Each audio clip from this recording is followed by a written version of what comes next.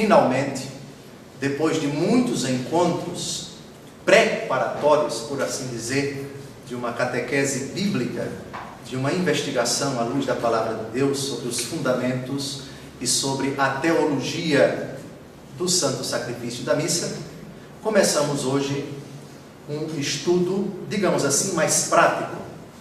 A missa como um todo, suas partes gerais e a missa parte por parte, desde o canto, a procissão do celebrante com os seus colaboradores, a genuflexão, quando se trata do Santíssimo Sacramento presente no presbitério, o beijo no altar, incensação, acolhida, ato penitencial, glória, quando tem, a oração da coleta, a liturgia da palavra de Deus, normalmente nas missas feriais, uma leitura seguida de um salmo responsorial e a proclamação do Santo Evangelho, a homilia, o credo, quando as rubricas prescrevem, a segunda leitura, voltando um pouco, quando se trata de missa solene e em outras ocasiões especiais, após a homilia, a profissão do credo, quando é previsto, as orações dos fiéis, a conclusão da liturgia da palavra, a procissão das ofertas, com a qual se inicia a liturgia eucarística, a apresentação das oblações ao Senhor, incensação, purificação das mãos do sacerdote, a oração sobre as oferendas, prefácio, depois a oração eucarística, depois a doxologia, e aí o rito da comunhão, Pai Nosso, as demais orações, abraço da paz, comunhão, silêncio, ação de graças, avisos quando eles são previstos, bênção final e com a qual, com o canto final, se conclui a Santa Missa. O nosso roteiro não podia ser outro. Não se pode fazer uma análise da missa parte por parte sem o documento oficial da Igreja sobre o Santo Sacrifício da Missa. E esse documento é a Instrução Geral sobre o Missal Romano. Ela está contida nesse que é o livro oficial do celebrante, do rito latino na Igreja Católica. Há outros ritos, além do latino, na Igreja Católica Apostólica Romana. Para nós, de rito latino, esse é o livro oficial. Não é o único livro, porque há outros livros oficiais. Esse é o do celebrante. Há também os livros das leituras. Nós trataremos deles mais adiante.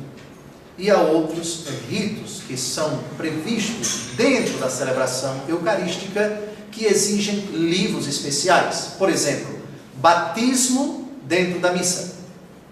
Na hora que começa a celebração do batismo, o sacerdote utiliza o livro do batismo.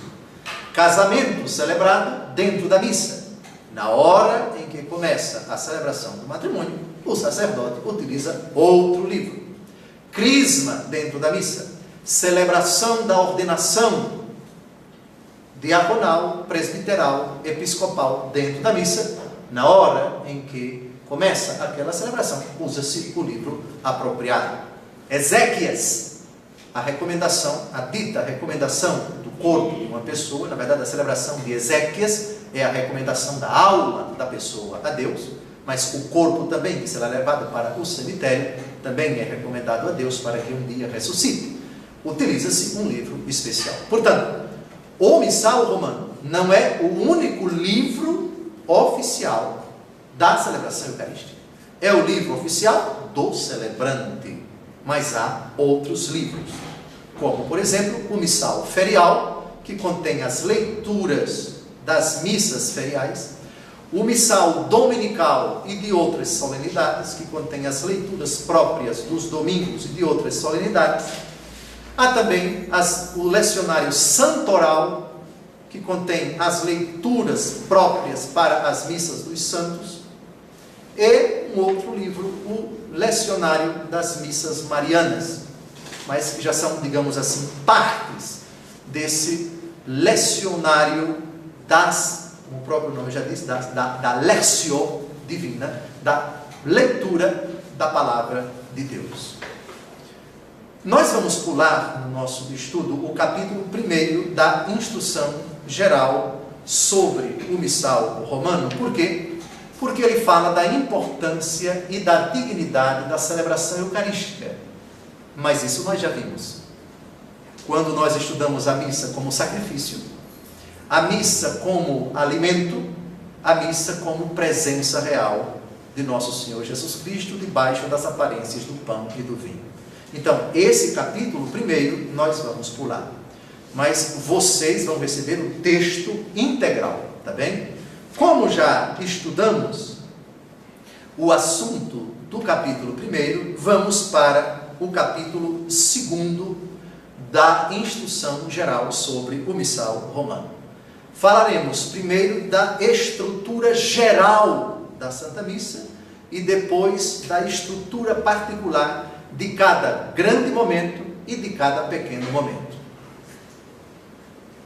Na missa ou ceia do Senhor, o povo de Deus é convocado, reunido sob a presidência do sacerdote, que representa a pessoa de Cristo, para celebrar a memória do Senhor ou sacrifício eucarístico. Memória e sacrifício. A palavra vem dos lábios de Jesus. Fazei isto em memória de mim. Lembrem-se que é uma memória toda especial. Diferentemente das memórias que nós celebramos na convivência humana, comemoração do casamento, comemoração de 15 anos, comemoração, é uma recordação do que aconteceu. Todavia, a missa é memória, num sentido diferente. Ela é uma memória atual. É uma memória presencial. É uma memória que perpetua, que presentifica o único e mesmo sacrifício de Cristo no Calvário. Por isso, continua o texto, a esta reunião local da Santa Igreja, aplica-se de modo eminente a promessa de Cristo, onde 2 ou 3 estão reunidos no meu nome, eu estou no meio deles.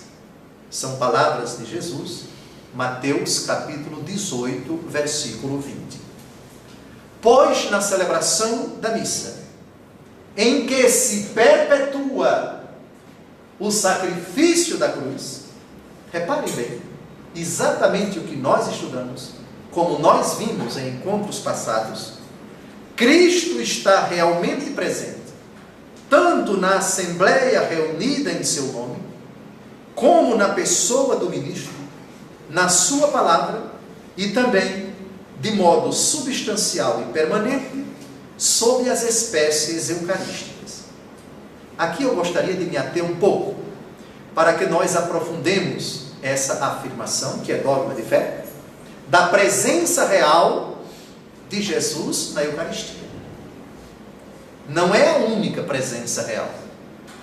Jesus está presente na Assembleia, onde 2 ou mais estiverem reunidos em meu nome, eu estou no meio deles. É a primeira presença que devemos recordar e professar ao entrarmos na igreja. Jesus aqui está presente na minha vida, na vida dessa pessoa que senta do meu lado direito, do meu lado esquerdo, das pessoas que estão no banco da frente, das pessoas que estão do banco de trás, em todas as pessoas que estão do meu lado na igreja, do lado direito, do lado esquerdo. Essa é a presença primeira de Jesus. Antes de o sacerdote entrar, Jesus já está presente em todos.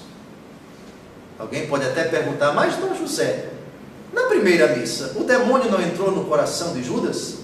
Sim, entrou porque ele concordou, mas Judas depois saiu. É possível que no coração de uma pessoa ali, em quem se deve ver a presença de Cristo, não só nela, mas em todos, o espírito maligno esteja no seu coração, é perfeitamente possível. Mas vejam, é sempre um caso isolado.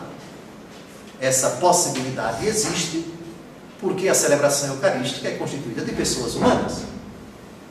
E as pessoas humanas, o ideal seria que elas participassem da missa sempre em estado de graça, sempre na mais absoluta inimizade com Satanás.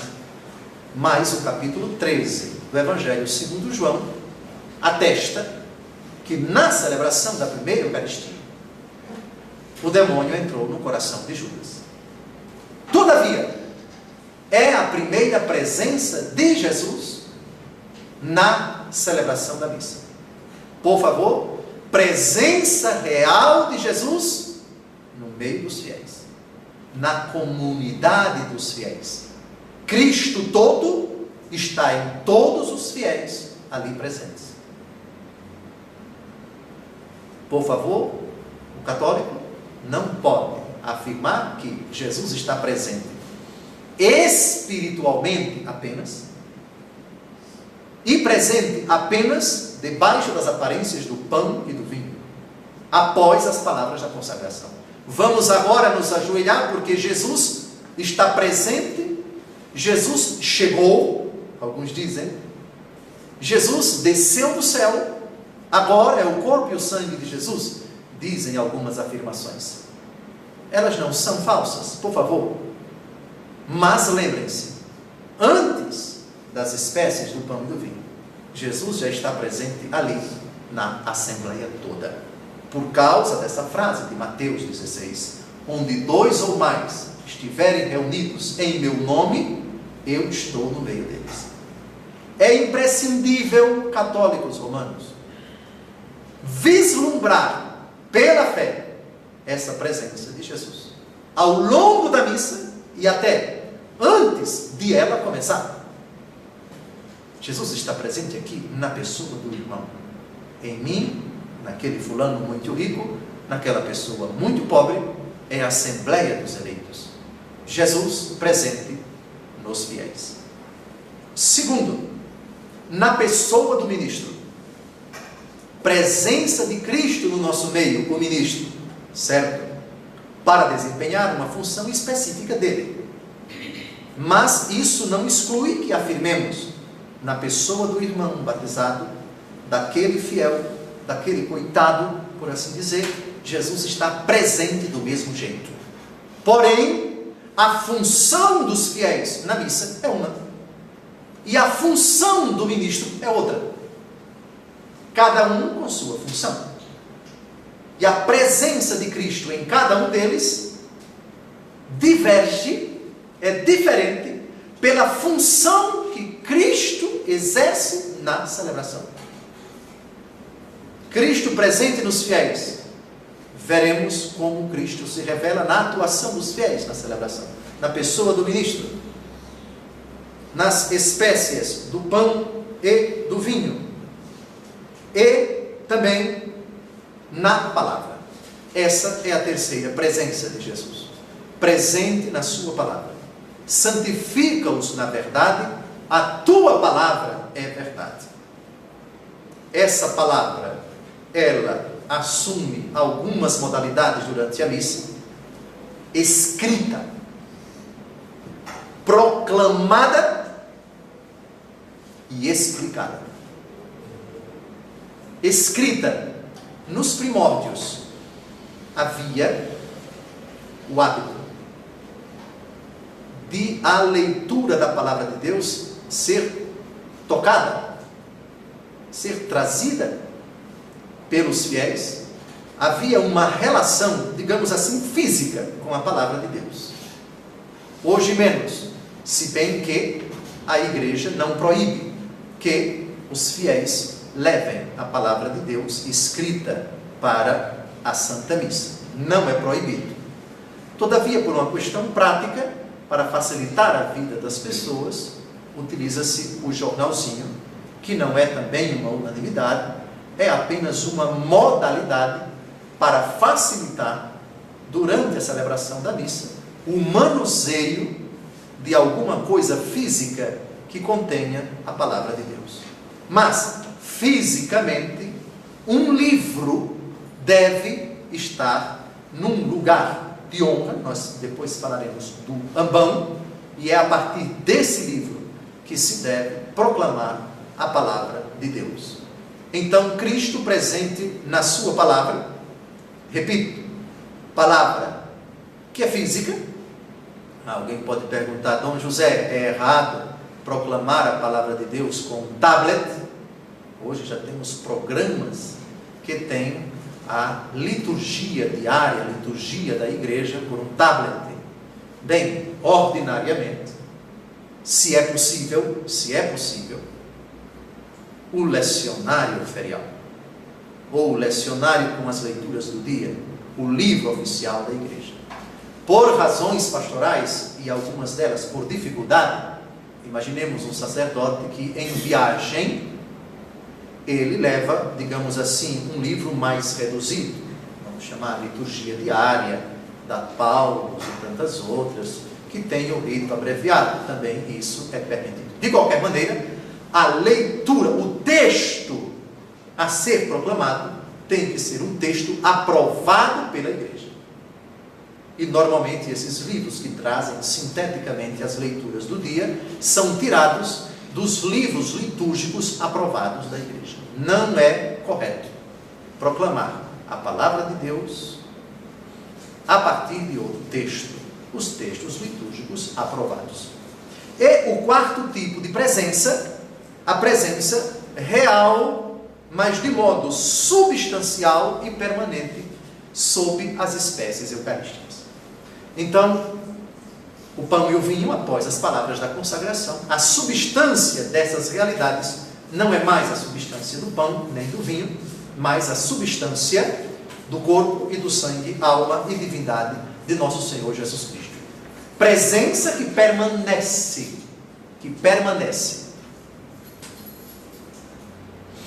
mesmo após a Santa Missa. Por isso, a igreja guarda as reservas eucarísticas.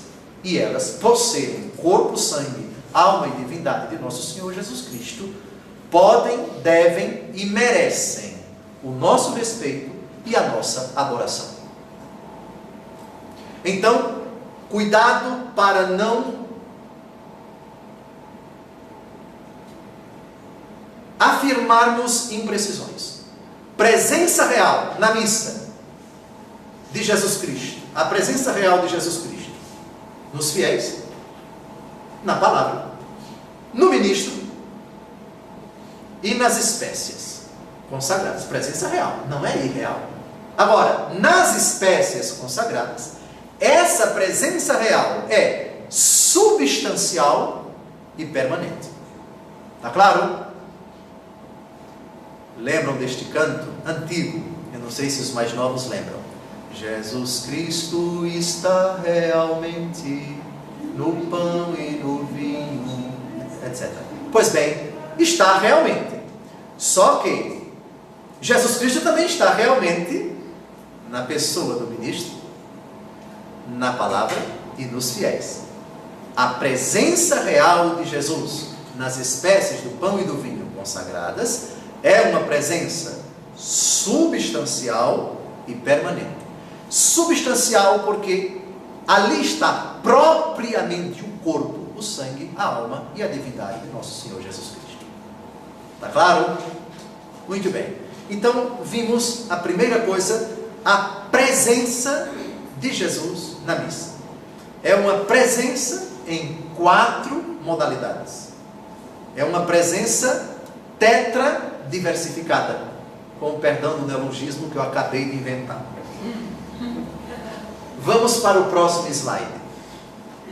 A missa consta, por assim dizer, de 2 partes, a saber, a liturgia da palavra e a liturgia eucarística, tão intimamente unidas entre si, que constituem um só ato de culto. De fato, na missa se prepara tanto a mesa da palavra de Deus, como a do corpo de Cristo. para ensinar e alimentar os fiéis. Há também alguns ritos que abrem e encerram a celebração.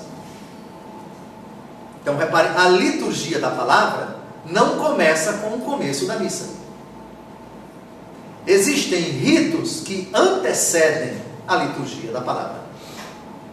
E existem ritos que subseguem a liturgia eucarística. A liturgia eucarística acaba com a comunhão. Portanto, a oração após a comunhão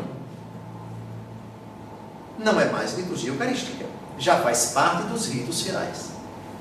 Enquanto que, até a oração da coleta, no começo da missa, não temos ainda a liturgia da palavra de Deus. Temos os ritos introdutórios.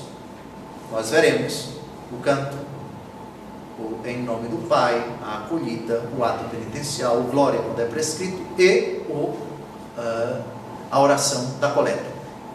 Então, são duas partes: liturgia da palavra, liturgia eucarística. A disposição do presbitério ilustra isso. Não é correto colocar o pão e o vinho no ambão, que é a mesa da palavra, como também não é correto proclamar a palavra de Deus do altar. Porque o altar não foi colocado ali para a liturgia da palavra, mas para a liturgia eucarística. Da mesma forma, o ambão não foi colocado separado do altar para que se celebrasse a missa. Cada coisa no seu lugar. O ambão é próprio para a palavra de Deus escrita, para a colocação, para a veneração, para a proclamação e para a explicação da palavra de Deus, se bem que a liturgia prevê que o sacerdote possa pregar, seja do ambão, seja da sua cadeira. E a liturgia eucarística, o altar é próprio para essa parte da Santa Missa. Vocês já perceberam que o sacerdote aqui, até o início, até o ofertório, ele não chega perto do presbitério depois que ele, do altar, depois que ele beija o altar. Ele vai para a sua cadeira, de lá profere as orações. Na hora de se deslocar para proclamar o Evangelho, ele faz reverência ao altar, mas se dirige à mesa da palavra. Ele propriamente só chega ou deve chegar no altar quando já tem começado a liturgia eucarística. Está claro? Muito bem. A questão de pontualidade, a partir de quando eu posso chegar na missa para poder comungar? E se eu chegar em determinada hora na Santa Missa, será que eu posso comungar? Fulano que tem o hábito de chegar atrasado, pode receber a comunhão eucarística? Quem chega naquela hora, pode receber a Eucaristia? A pergunta, ela é importante, mas a resposta, ela não pode estar relacionada com o tempo, mas com a disposição do coração da pessoa e a motivação que levou a pessoa a chegar atrasada. Tudo parte da disposição do sujeito. Para receber a Eucaristia, é exigida a graça de Deus, é exigido que o comungante se encontre na graça de Deus. Se ele já se confessou antes, que da última confissão até a hora da comunhão, após um sério exame de consciência, ele não tenha se encontrado ou não tenha cometido um pecado mortal, ao menos por pensamento, palavras, atos ou omissões. Se sua consciência lhe acusa, e mesmo que não lhe acuse, se objetivamente ele se encontra em pecado mortal, não deve entrar na fila da comunhão sem o sincero arrependimento e sem a confissão auricular com um sacerdote, ordinariamente. Se ele, sem culpa, procurou o sacerdote e não o encontrou, desejando receber a graça de Deus no sacramento da penitência, e não pôde, mas sinceramente arrependido se encontrava, que ele faça um ato de contrição perfeito, com o propósito de se confessar na primeira oportunidade. Assim, ele pode entrar na fila da comunhão. A igreja, com essa norma, ela não dispensa a pessoa da via ordinária de reconciliação, que é o sacramento da penitência. Ela só inverte a ordem. Então, eu estava necessitado da confissão, estava sinceramente arrependido, vim com tempo hábil para me confessar, não encontrei o sacerdote, fiz o ato de contrição, comunguei, mas só posso comungar de novo depois que me confessar individualmente. Às vezes, a pessoa cometeu o pecado no trajeto para a sua casa, necessitado da Eucaristia, sem a qual ele ficará por um certo tempo, porque vai fazer uma longa viagem. Não tinha um sacerdote para absolvê-lo das faltas. Estava compungido, sinceramente arrependido da falta que cometeu. A igreja autoriza a pessoa a comungar com o propósito de quanto antes procurar um sacerdote para reconciliar-se com Cristo e com a igreja no sacramento da penitência.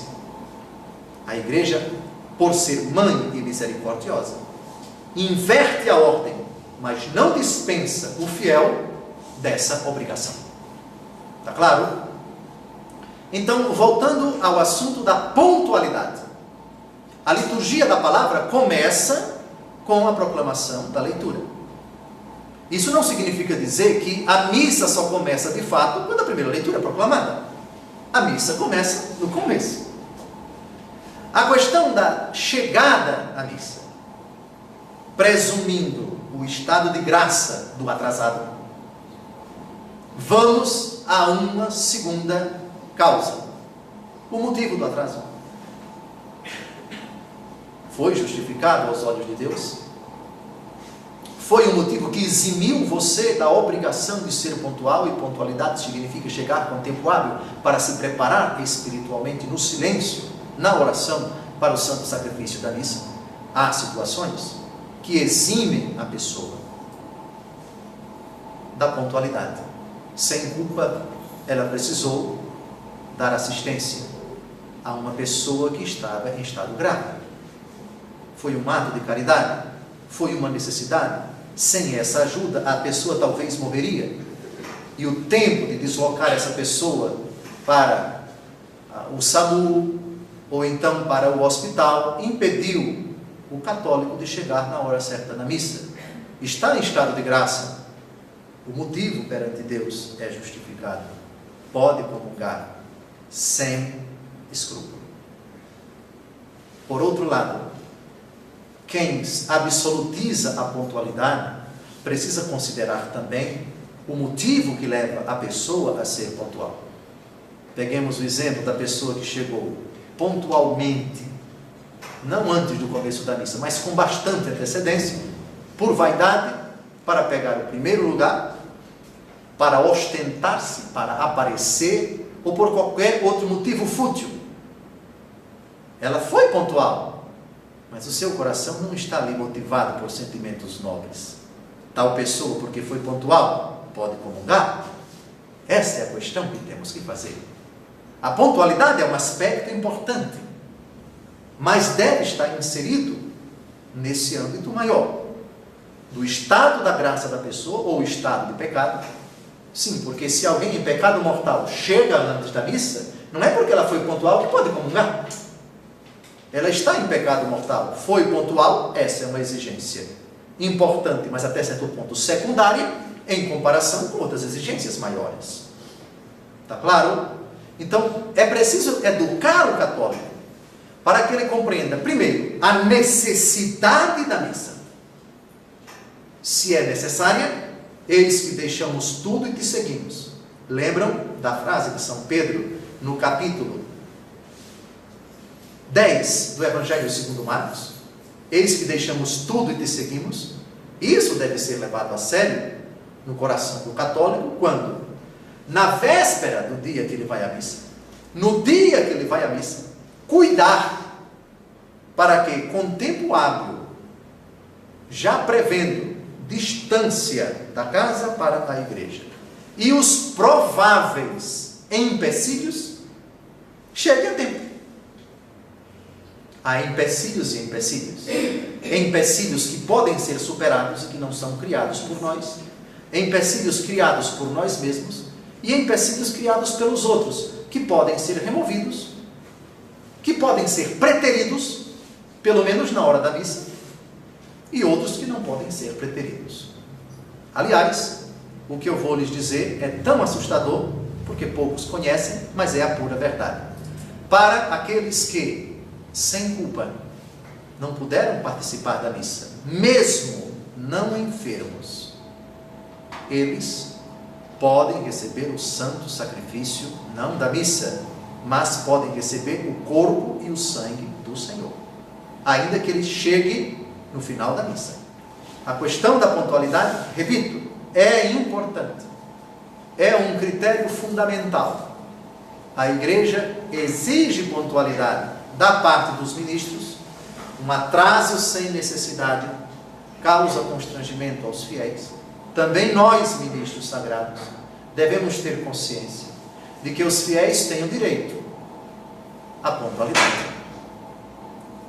Se anuncia que a missa será celebrada naquela hora, os fiéis que se dirigem de sua casa até a igreja esperam que a igreja cumpra aquilo que ela anuncia. Lógico que o não cumprimento não configuraria propaganda enganosa, mas, dependendo do motivo, às vezes é inadmissível.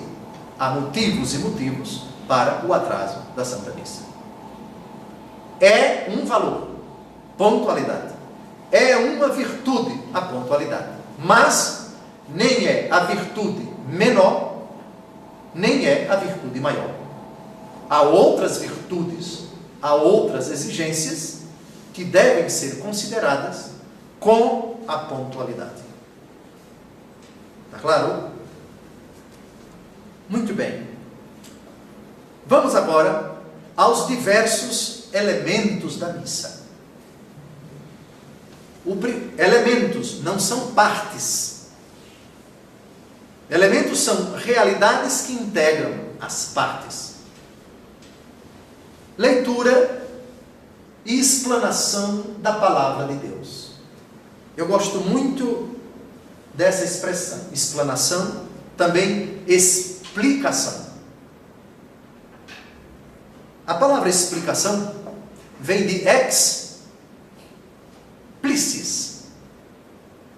Ex, fora de, plicis, significa prega. Lembram da palavra complicado? É exatamente o contrário de explicado. Complicado, com pregas. A prega é uma arte normalmente encontrada nas roupas das mulheres. Normalmente roupa de mulher tem prega, né? Então, uma roupa com prega é uma roupa complicada, porque não se faz facilmente, né? Então, não, se você perguntar ao costureiro, olha, eu quero essa roupa, puxa, quantas pregas? Eu quero para ontem. Olha, não pode, porque uma roupa com prega precisa de mais tempo, de mais atenção, porque ela é complicada. Já uma coisa explicada, ex, significa fora de, exterior, fora do Brasil, externo, é fora do interno, explicado, é sem prega. É quando você tira todo tipo de complicação. A coisa estava complicada, então o sacerdote começou a explicar, a tirar as pregas, a tirar a complicação. Aí tudo ficou claro. Que beleza, que maravilha, uma boa explicação. Ou seja, não teve prega nenhuma, não teve dificuldade nenhuma, porque ele explicou tão direitinho que foi uma maravilha. Eu gosto muito de explicação, certo? E explanação, que é sinônimo da palavra de Deus. Quando se lê as Sagradas Escrituras na igreja, o próprio Deus fala ao seu povo. E Cristo, presente em sua palavra, anuncia o Evangelho. Por isso, todos devem escutar com veneração as leituras da palavra de Deus, elemento de máxima importância da liturgia.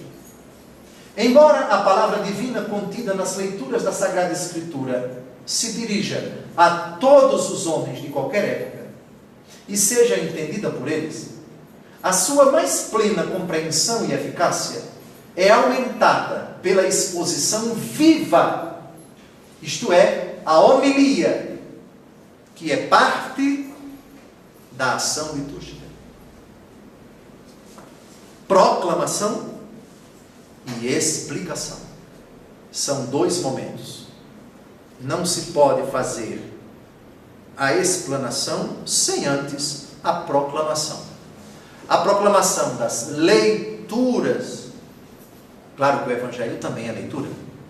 Só que o Evangelho é boa nova por excelência, porque é aquela parte da Bíblia, os 4 Evangelhos, aquela parte da Bíblia que fala explicitamente da pessoa, da obra, dos milagres, da atuação do ministério de nosso Senhor e Salvador Jesus Cristo. Num sentido amplo, toda a Bíblia é Evangelho, num sentido amplo. Mas num sentido restrito, específico, são apenas os 4 livros que abrem a segunda parte da Bíblia, chamada Novo Testamento. Então reparem como a igreja é sábia ao falar desse elemento que é parte da ação litúrgica, a homilia, exposição viva. Isto é, quando com as palavras daquele que faz a homilia, na igreja católica, só o diácono, o presbítero e o bispo, portanto só o diácono e sacerdotes podem fazer a homilia. A homilia não é reservada aos leigos. O leigo não pode fazer homilia. Pode fazer muitas outras coisas na missa, hein? Não é porque ele não pode fazer isso que ele está depreciado. Da mesma forma que o sacerdote, ordinariamente, não pode fazer a oração dos fiéis. Sabiam? A oração dos fiéis não é própria do padre, não é própria do celebrante, não é tarefa do celebrante. O próprio nome já diz: oração dos fiéis, que pode ser feita em silêncio, que pode ser feita em voz alta espontaneamente e pode ser lida. São 3 modalidades de oração dos fiéis. O bispo auxiliar do Ordinariado Militar do Brasil, não poucas vezes, propõe aos fiéis uma oração dos fiéis silenciosa. Também isso é permitido, por favor. Oração dos fiéis. Procissão das ofertas. Isso é tarefa do presbítero ou dos fiéis? Não seria muito agradável que o padre se levantasse, fosse à entrada da igreja e ele mesmo trouxesse as ofertas com a igreja cheia de gente? Por favor, se os leigos podem fazer isso, enfim. Depois nós veremos o que é que compete e a quem compete na celebração da Santa Missa as tarefas. Isso é próprio do padre, isso é próprio dos fiéis. Há certas orações que não podem ser recitadas pelo padre, e sim pelos fiéis, e há certas orações que os fiéis não podem pronunciar, que são reservadas ao celebrante. Pois bem, proclamação, leitura e explanação, proclamação, explanação da palavra de Deus. Outras partes próprias do sacerdote e outras orações. Entre as partes que competem ao sacerdote, ocupa o primeiro lugar a oração eucarística, que é o cume de toda a celebração. A oração eucarística começa com as ofertas, a apresentação das ofertas, e vai até a comunhão.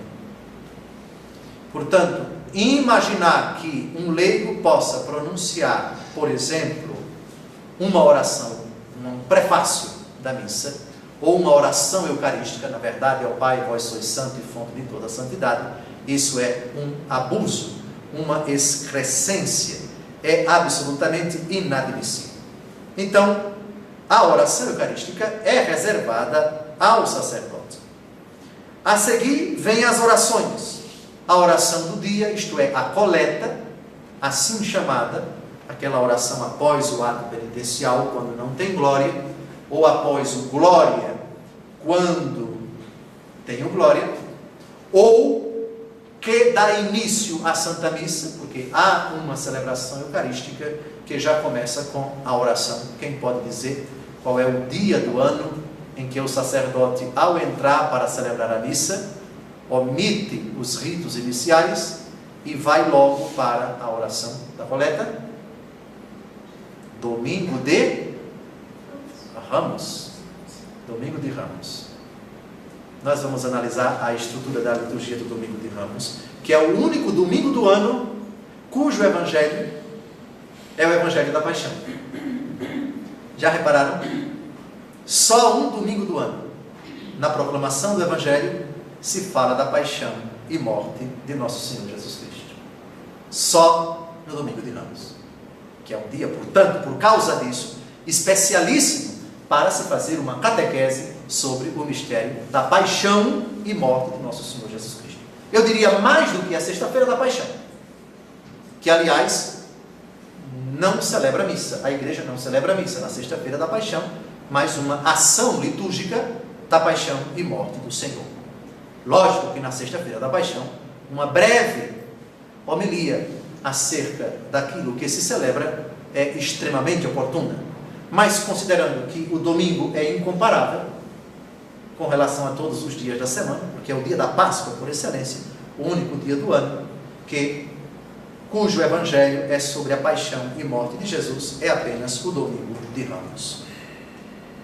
Então, depois da oração eucarística, que compete ao sacerdote, vem a oração do dia, a coleta, a oração sobre as oferendas e a oração depois da comunhão. Essas três orações são reservadas ao sacerdote. Sacerdote, nem o diácono. O sacerdote, presidindo a comunidade como representante de Cristo, dirige a Deus estas orações em nome de todo o povo santo e de todos os circunstantes. É com razão, portanto, que são chamadas orações presidenciais. A teologia dessas orações é exatamente esta. O sacerdote faz as vezes da comunidade e ele, exclusivamente, apresenta a Deus o pedido da comunidade. Após o ato penitencial ou glória, se for o caso, a oração é chamada coleta, porque ele diz: oremos. A liturgia, talvez poucos saibam, pede um pouco de silêncio. Oremos. Para quê? Para que o sacerdote aguarde, por assim dizer, que todos os fiéis elevem suas orações a Deus, suas orações pessoais, e o sacerdote coleta essas orações, exatamente como no Antigo Testamento.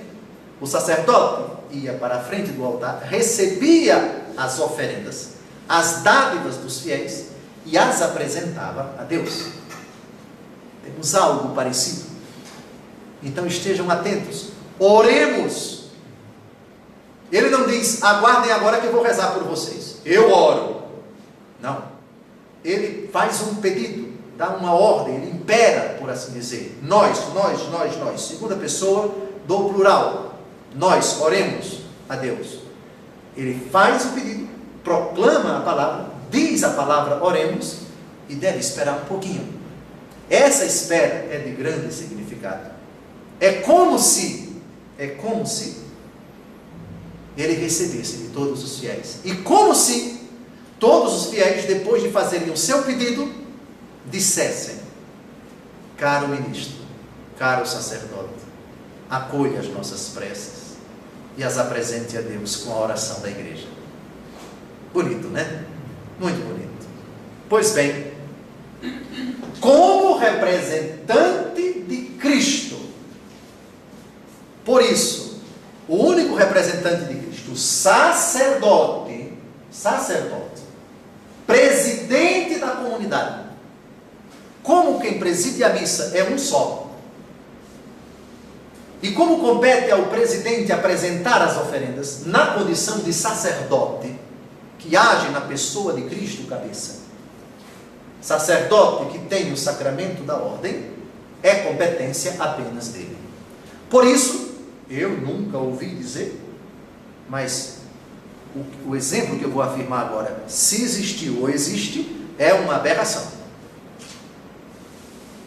É inadmissível que o sacerdote recite com os fiéis da oração.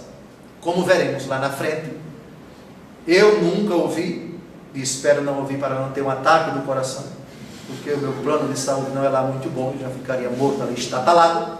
Senhor Jesus Cristo, dissestes aos vossos apóstolos, eu vos deixo a paz. Ouvir o sacerdote e o povo repetir isso é caso de Polícia Federal. Não é permitido. Mas o motivo é mais ou menos o mesmo. Mas como essa parte da missa é lá no fim, vamos deixá-la mais para frente, tá certo? Então, eu só quero que vocês compreendam por que determinadas partes da missa são reservadas a um e não a todos. Tem partes que são reservadas a todos. Eu diria, tem partes que são reservadas aos outros e não ao padre, ao sacerdote. Cada um tem a parte que lhe compete durante a celebração da Santa Missa. Esse democratismo, essa coparticipação generalizada, qual é a diferença? Todos aqui não somos iguais? Iguais somos pelo batismo, mas as funções desempenhadas na missa, elas são diversas. E aquele é o presidente. E presidente na condição de sacerdote, de representante de Cristo, cabeça, e determinadas partes da missa competem a ele.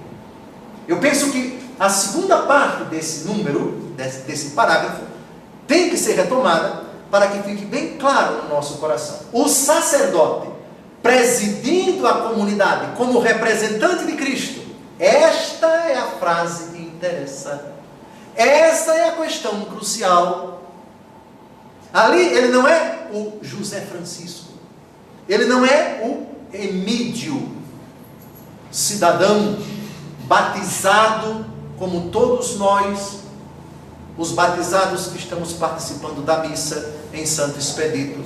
Não, ali ele está revestido da representação de Cristo, cabeça. Cristo é quem preside o sacrifício da missa na pessoa dele. Essa é a questão mais precisa. Cristo e o sacerdote que faz as vezes de Cristo. Cristo nele. Ele faz as vezes de Cristo, sacerdote. Cristo, presidente da celebração. Pois bem, e ele dirige a Deus essas orações em nome de todo o povo e de todos os circunstantes. Eis porque determinadas partes da missa competem, são reservadas exclusivamente ao celebrante. Eu concluo a minha participação aqui, porque no próximo encontro nós vamos dar continuidade a outras partes que são próprias do sacerdote. A ideia desse programa, desse nosso encontro, juntamente com os demais encontros, é possibilitar a todos os que nos acompanham pela internet um conhecimento preciso das partes da missa, do desenrolar, do desdobramento do santo sacrifício e o porquê. Isso é o mais importante, para que nós tenhamos mais amor, mais zelo, mais unção, mais seriedade e mais compromisso com o santo sacrifício da missa, no seu desdobramento, durante a celebração e nas suas consequências. De fato, minha gente, uma missa bem celebrada, uma missa onde as funções são bem desempenhadas, onde as responsabilidades são cumpridas, assumidas com seriedade, é algo tocante. Quando tudo encaixa, por assim dizer, não é? Quando cada um faz bem o seu papel, o conjunto é algo inimaginável. Possibilita às pessoas uma unção, uma paz, uma renovação, uma mudança, sim, uma conversão, por que não? Quantas conversões aconteceram no desdobramento da celebração da Santa Missa? A ideia desses programas é exatamente esta. Até o próximo encontro, se Deus quiser.